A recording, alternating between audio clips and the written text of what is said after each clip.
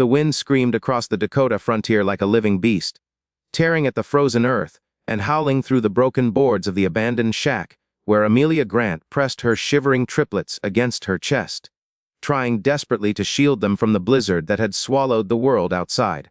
She had lost everything in a single year. Her husband Daniel to a ranch accident, her home to a fire started by outlaws, and her dignity to the cruel gossip of a town that believed a widow with 3 newborns was a burden nature itself would soon erase. When the townspeople kicked her out of the boarding house, claiming they couldn't feed dead weight, Amelia had wandered onto the open prairie with nothing but a torn shawl, a threadbare blanket her husband once used on cattle drives, and the fire of a mother's will burning in her chest. But the storm was merciless, burying the land in an ocean of white, turning her breath to ice and her fingers stiff as wood. Her triplets, Lily, Rose, and little Jack, cried weakly, the sound fading each time as cold drained their tiny bodies. Amelia prayed, pleaded, begged God not to take her babies, even if he wished to take her. She rocked them, sang to them through chattering teeth, whispered stories of their father's courage on the open range, but the wind swallowed her voice, making her feel like she was the last soul alive in the frozen world. Just when her strength failed and her vision blurred into white nothingness, the sound of hoofbeats thundered faintly through the storm, steady, strong, deliberate, like the heartbeat of hope itself. She thought she was imagining it, another cruel mirage of survival her mind created to comfort her in her final moments. But the hoofbeats grew louder, closer, until a shadow broke through the swirling frost. A tall cowboy on a coal-black stallion, his oilskin coat whipping behind him like a dark banner against the storm. His name was Colt Warrington, a lone rancher known to the territory as a man who braved storms others hid from, a man with a past heavier than the snow now crushing the plains. When he saw the collapsed form of the widow curled around 3 fragile babies, something old and buried in his heart cracked open. He leapt from his horse, wrapped his coat around her shoulders, and lifted her and the triplets as though they were the most precious things on God's earth. "Hold on, ma'am," he growled against the wind. "Ain't letting death take you today." Amelia, barely conscious, felt warmth for the first time in hours. Not just from his coat but from the strength in his arms, the certainty in his voice, the fierce protection of a man who had no reason to save a stranger yet did so without hesitation. Colt carried the 4 of them through the storm, each step a battle against nature's fury, until his ranch finally came into view, its lights flickering like a sanctuary in the endless white. Inside he lit fires, wrapped the babies in wool, warmed Amelia's hands with his own, and stayed awake all night watching over them as though they were already his family. When morning came, the storm had passed. But something even stronger had taken root in Colt's heart. He didn't know it yet, and neither did Amelia, but fate had just bound their lives together in a way the frontier itself would not dare challenge. And as Amelia opened her eyes to the glow of the hearth, and the cowboy who had fought the storm for her life, she felt, perhaps for the first time since her husband's death, that maybe God hadn't abandoned her after all. Maybe he had simply waited for the right man, at the right moment, to ride into her world and pull her back from the edge of death. And so began a tale whispered through Wild West history, a story of survival, courage, redemption, and a love born in the heart of a blizzard.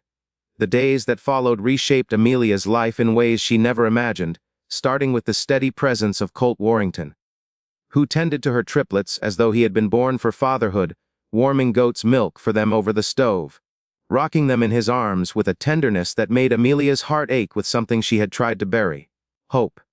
While recovering in the safety of Colt's cabin, she learned that he, too, carried scars from a past carved deep into the land. He had once been engaged to a woman who left him for a richer rancher, leaving Colt with a quiet, hardened loneliness that only the open plains seemed to understand. But as he watched Amelia fight to regain her strength, refusing to rest until she could once again care for her children, something inside him softened, drawn to the fierce devotion in her eyes and the courage in her trembling hands. The ranch became a haven of new beginnings.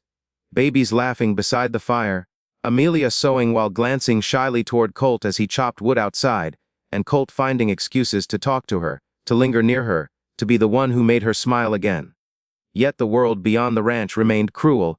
News spread that Colt had taken in the widow with triplets, and the same townspeople who cast her out whispered that she was using him, that a man like Colt deserved better, that the triplets would drain him dry.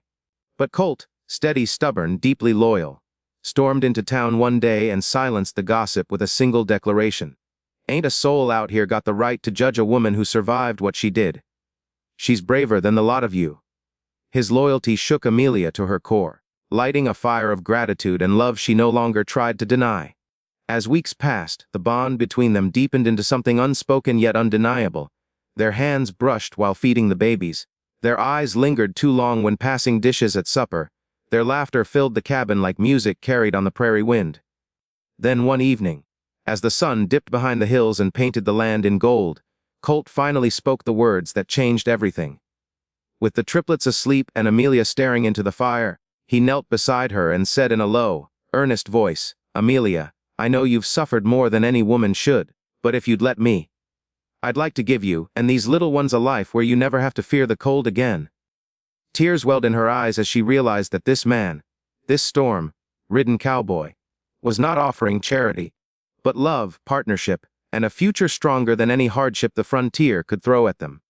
She placed her trembling hand in his and whispered, "Colt, yes." Their wedding was simple. Just the preacher, the triplets bundled in warm quilts, and the winter sun breaking through the clouds as though blessing their union.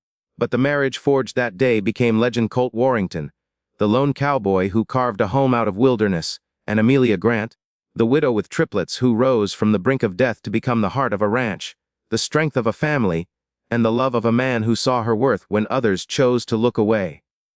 Together, they built a life of warmth amid the cold frontier, raising the children into strong, proud ranchers, opening their home to travelers in need, and proving to every dusty soul who heard their story that sometimes the most powerful love stories bloom not in comfort or luxury, but in the moments when one brave heart reaches out to save another.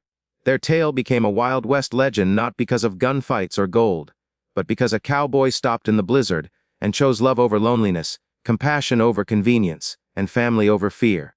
And for generations to come, travelers would ride past the Warrington ranch and whisper, "That's where the cowboy saved the widow in the storm and made her his bride."